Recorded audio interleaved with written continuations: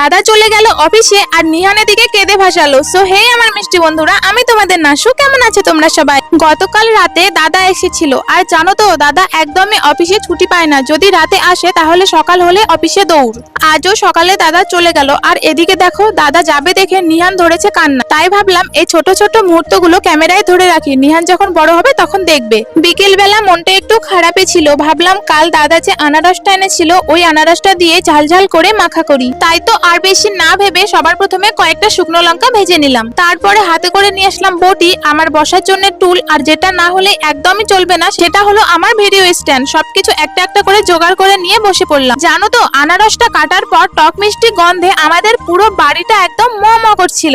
আর জানো তো আজকে বিকেলে ভীষণই গরম করছিল, আমি যখন বসে আনারসটা কাটছিলাম আমার ভীষণই গরম লেগে গেছিল। তবে যাই হোক, গরমের মধ্যে বসে মেখে ফেললাম এক বাটি। প্রথমে আমি খেলাম, ভালোই টেস্ট হয়েছে। তারপরে আব্বুকে দিলাম, দিদিকে দিলাম, মাকে দিলাম, সবাই খেয়ে বললো দারুণ টেস্ট হয়েছে। সত্যি নিজের হাতে বানানো জিনিস সবাই যখন তৃপ্তি করে খায় তখন মনটাও ভরে যায়।